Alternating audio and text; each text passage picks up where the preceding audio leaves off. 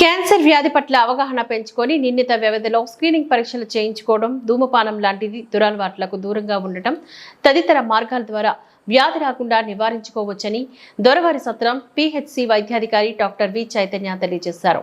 SVIMS Sri Balaji institute of oncology ఆధ్వర్యంలో దొరవారి సత్రం PHC పరిధిలో కొత్తపల్లి గ్రామ సచివాలయంలో శుక్రవారం ఉచితంగా క్యాన్సర్ స్క్రీనింగ్ పరీక్షలు నిర్వహించారు.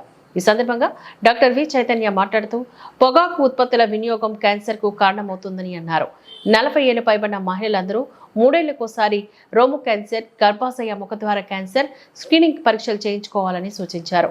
రాష్ట్ర ప్రభుత్వ ఆదేశాల మేరకు జిల్లా వైద్య ఆరోగ్య శాఖ సహకారంతో తిరుపతి జిల్లాలో పింక్ బస్ ద్వారా మొబైల్ క్యాన్సర్ స్క్రీన్ వేగవంతంగా జరుగుతోందని చెప్పారు. ఇందులో భాగంగా ప్రస్తుతం దొరవారి సత్రం పిహెచ్సి పరిధిలో క్యాన్సర్ స్క్రీనింగ్ నిర్వహిస్తున్నట్లుగా చెప్పారు. కాగా ఈ శిబిరంలో మహిళలు, పురుషులకు నోటి క్యాన్సర్ పరీక్షలు, మహిళలకు రొమ్ము క్యాన్సర్, గర్భాశయ ముఖద్వార క్యాన్సర్ పరీక్షలను ఉచితంగా నిర్వహించారు. ఈ క్యాంపునకు విశేషంగా ప్రజలు విచ్చేసి క్యాన్సర్ స్క్రీనింగ్ పరీక్షలు చేయించుకున్నారు. కాగా దొరవారి సత్రం పిహెచ్సి పరిధిలో సెప్టెంబర్ 23న పోలిరెడ్డిపాలెం, సెప్టెంబర్ 25న